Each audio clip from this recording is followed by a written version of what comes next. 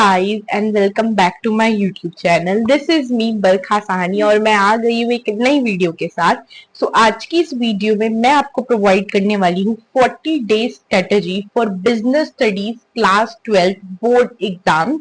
इससे पहले मैंने अकाउंट्स इकोनॉमिक्स के ऊपर भी 40 डेज स्ट्रेटेजी बनाई थी, जिसपे मुझे बहुत अच्छा रिस्पॉन्स मिला एंड बच्चों ने फिर बोला कि बिजनेस स्टडीज के ऊपर भी आप ये वीडियो अपलोड करो, तो आपके डिमांड पे ये वीडियो मैं लेकर आ गई हूँ। तो आज इस वीडियो में मैं आपको बताऊंगी कि 40 डेज के अंदर कैसे बिजनेस स्टडीज का सिलेबस कंप्लीट करना है, देन उसके बाद आपको कैसे बिजनेस स्टडीज की तैयारी करनी है, क्या अप्रोच रखना है, सब कुछ आपको इस वीडियो में मिलेगा। तो इस वीडियो को पूरा एंड तक देखना। तो आज की इस वीडियो को शुरू कर 40 डेज स्ट्रेटेजी जो मैंने बिजनेस स्टडीज की बनाई है उसका मैं जैसे स्क्रीनशॉट यहाँ पे लगा दूंगी, तो आप देख सकते हो और मैं आपको साथ में बता भी देती हूँ। देखो, इस स्ट्रेटेजी के अकॉर्डिंग आपको बिजनेस स्टडीज के हर एक चैप्टर को 3 दिन देने हैं, यानी कि अगर आप चैप्टर नंबर 1 पढ़ रहे हो, 2, 3 कोई सा भी, उस चैप्टर को मैक्सिमम आप जो है 3 डेज दे सकते हो। तो 3 दिन से ज्यादा आपको कोई भी चैप्टर को नहीं देना है। ये आपको दिमाग में मान लेना है कि अगर मैं nature and significance of management chapter number 1 पढ़ रही हूँ, तो उसमें मुझे वो चैप्टर 3 दिन के अंदर पूरा खत्म करना है और साथ में उस चैप्टर की केस स्टडी भी करनी है। तो यानी कि आपको मैक्सिमम 3 दिन एक चैप्टर के मिलेंगे, जिसमें आपको उस चैप्टर को पढ़ना भी है और साथ में उस चैप्टर की केस स्टडी भी करनी है। तो ये दिमाग में आपने फिट कर लो। तो जैसे कि अगर बात करूं, पहले जैसे 3 दिन है, मैंने आपको इसमें लिखा है चैप्टर नंबर 1 आपको करना है, उसके साथ उसकी केस स्टडी करनी है।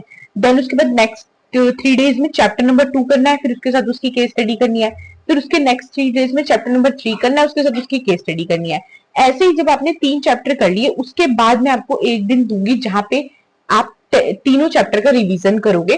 तो वहां पे मैंने आपको रिवीजन लिख दिया है, जहां पे तीनों चैप्टर का नंबर लिखे और साथ में ब्रैकेट में आर लिखा है, यानी कि इस दिन आपको तीनों चैप्टर का रिवीजन करना है जो आपने पढ़े थे। तो ऐसे करके पूरा शेड्यूल मैंने बनाया है कि आपको हर चैप्टर के लिए 3 दिन मिले और साथ में 3 चैप्टर आपके 3 चैप्टर कंप्लीट हो जाए, उसके बाद आपको एक दिन रिवीजन का भी मिले। तो ऐसे करके आपको अपने सिलेबस को कंप्लीट करना है। और मैंने इसका पूरा से पिक्चर यहाँ पे लगा दूंगी तो आप समझ जाओगे। यहाँ पे आर जो मैंने लिखा है, इसके अंदर इसका मतलब है उस दिन आपको रिवीजन करना है, और CS मतलब साथ में केस स्टडीज भी आपको करनी है। तो इस तरीके से ये प्लानर चलेगा। 3 दिन एक चैप्टर, फिर 3 दिन एक चैप्टर, देन 3 दिन एक चैप्टर, फिर रिवीजन, फिर ऐसे ऐसे कंटिन्यूशन होता रहेगा इस प्लानर का। अब आपको मैंने बोला है इसमें आपको केस स्टडीज बहुत अच्छे से प्रैक्टिस करनी है, बिकॉज केस स्टडीज में ही बच्चों की गलती होती है बिजनेस स्टडीज के अंदर। तो पहले आपको अपने कॉन्सेप्ट्स को क्लियर करना है, वन शॉट देख लो और वगैरह वगैरह, उसके बाद अपनी केस स्टडीज की प्रैक्टिस करो। अब आपको देखो बिजनेस स्टडीज को पढ़ने का अप्रोच कैसा होना चाहिए, लाइक जैसे कि मुझे principles of management chapter number 2 पढ़ना है, तो पहले मैं उस चैप्टर का वन शॉट देखूंगी, उस चैप्टर को समझूंगी, उस चैप्टर से को के जो है कॉन्सेप्ट को क्लियर करूंगी एक वन शॉट लेक्चर को देखकर।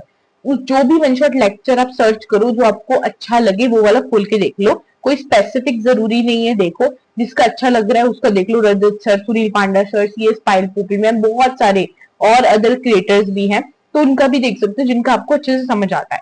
उसके बाद आप अपनी रेफरेंस बुक से, लाइक अगर आप पे पूनम गांधी है, RK सिंगिला है, सुभाष दे, कोई सी भी बुक है रेफरेंस पूनम गांधी की जो आप यूज करते हो, उस बुक से जो है अपने चैप्टर को एक बार सेल्फ रीड करो, तब आपको ज्यादा क्लैरिटी मिलेगी और ज्यादा अच्छे से आप चैप्टर को समझ पाओगे और उस उधर से उस चैप्टर का कंटेंट आपको मिल जाएगा। जैसे अगर मैंने पूनम गांधी से पढ़ाई करती थी मैं, तो मुझे आंसर में क्या लिखना है, क्या कंटेंट होगा, वो मैं पूनम गांधी से लिखती थी, NCERT से नहीं, पूनम गांधी से लिखती थी, क्योंकि पूनम गांधी में सब कुछ जो है आपको एक इजी वे में आपको उन्होंने बताया हुआ है, एक इजी वे में एक्सप्लेनेशन है, तो आसानी से मैं उसको एग्जाम में भी एक्सप्लेन करके आ पाती थी। तो ऐसे जो भी आप रेफरेंस बुक यूज करते हो, उसको आप जो है रेफरेंस के लिए यूज करो एंड उसके थ्रू अपने आंसर्स में एक्सप्लेनेशन लिखो बिजनेस स्टडीज में। और साथ में तो जो थर्ड स्टेप होगा आपका वो ये होगा कि आपको NCERT पढ़नी है। NCERT में आपको चैप्टर रीड करना है एक बार लाइन टू लाइन, और उसमें से इंपॉर्टेंट लाइंस को अंडरलाइन करना है।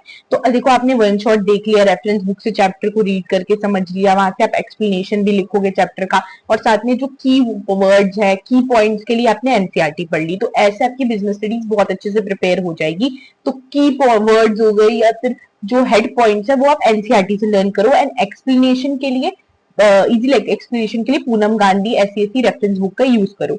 और उसके बाद आपको केस स्टडीज प्रैक्टिस करनी है। केस स्टडीज आप नेट पे मिल जाती हैं, बहुत सारी केस स्टडीज, चैप्टर का नाम डालो, साथ में आपको बहुत सारी केस स्टडीज फ्री में मिल जाएंगी।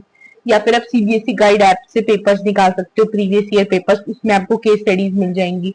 या आप कोई बुक ले सकते हो, ओसवाल की, एडुकार्ट की, जो आपको बाय करनी है वो आप बाय करो, वहां से केस स्टडी की प्रैक्टिस करो। या फिर आपके जो रेफरेंस बुक है पूनम गांधी वगैरह, उसकी एक्सरसाइज के अंदर भी आपको केस स्टडी मिल जाएगी। तो मेनली आपको केस स्टडीज की प्रैक्टिस करनी है, आप कहीं से भी करो। मटेरियल और रिसोर्सेज बहुत सारे हैं, बट आपको एक बेस्ट रिसोर्सेज अपने अकॉर्डिंग चुनो और वहां से अपनी केस स्टडीज की प्रैक्टिस करो। और मैंने बिजनेस स्टडीज में इंपॉर्टेंट टॉपिक्स कौन कौन से हैं उस पर एक वीडियो बनाई थी कुछ टाइम पहले, तो वो वाली वीडियो देख लेना, उस पर आपको और क्लैरिटी मिल जाएगी कि कौन से इंपॉर्टेंट टॉपिक्स है और किन टॉपिक्स को बहुत ज्यादा अच्छे से डिटेल में करना है कि उससे क्वेश्चंस आते हैं। तो वहां से आपको केस स्टडी सबसे ज्यादा दिखेंगी, तो वो important topics of business studies पे video. Next important thing BST में जो आपको ध्यान रखनी है, दैट इज बीएसटी में आपको आंसर किस तरीके से प्रेजेंट करने हैं उस चीज के बारे में। क्योंकि बिजनेस स्टडीज में जो आंसर्स आपको ट्राई करना है कि आप फ्लो चार्ट वगैरह में भी प्रेजेंट करके आओ। जैसे कि सपोज करो कोई प्रोसेस आ रहा है, प्लानिंग प्रोसेस आ रहा है, तो आपने वो क्लाउड्स के अंदर ऐसे एरो बना के एक्सप्लेन कर दिया, या कोई टाइप्स है तो उसको क्लाउड में बना दिया, डिफरेंस आया है तो डिफरेंस को टेबल में बना दिया, क्योंकि इससे फिर एग्जामिनर पे एक अच्छा इम्पैक्ट पड़ेगा। एंड बिजनेस स्टडीज पे लोग फ्लो चार्ट भी बहुत ज्यादा बनाते हैं जो स्टूडेंट्स होते हैं, तो इसलिए अगर आपको एक अच्छा स्कोर करना है बिजनेस स्टडीज में तो फ्लो चार्ट भी पेपर में बना के आने हैं, तो उसकी भी प्रैक्टिस डाल लो कि आंसर्स को किस तरीके से आप क्रिएटिव वे में, फ्लो चार्ट वे में जो है प्रेजेंट कर सकते हो। इस पे भी मैंने एक वीडियो बनाई थी, how to present your answer in eco account BSc, तो आप जाके वो वाली वीडियो देख सकते हो। उसमें मैंने आपको बताया है कि किस तरीके से आप बीएससी में इको अकाउंट में आंसर्स को प्रेजेंट करोगे इन योर बोर्ड एग्जाम्स, ताकि आपके प्रेजेंटेशन में तो मार्क्स ना कटे, जहां पे आप मार्क्स लूज कर सकते हो। बाकी अगर आपने पढ़ा है तो देन आप जो है प्रेजेंट अच्छे से करोगे तो आपको पूरे मार्क्स ही मिलेंगे। एंड ये वाली जो स्ट्रेटेजी है 40 डेज की, इसको पूरा करके अपने जो है सिलेबस को कंप्लीट करो। पहले यूट्यूब के वन शॉट देखो, देन उसके बाद रेफरेंस बुक से चैप्टर को रीड करो, फिर एनसीईआरटी पढ़ो, देन केस स्टडी करो। ये आपका एक प्रोसीजर होगा अपने बीएससी में चैप्टर को करने का। तो आज की वीडियो में बस इतना ही। अगर आपको ये वीडियो पसंद आई है तो प्लीज इस वीडियो को लाइक कर देना, मेरे चैनल को सब्सक्राइब कर देना। Thank you so much.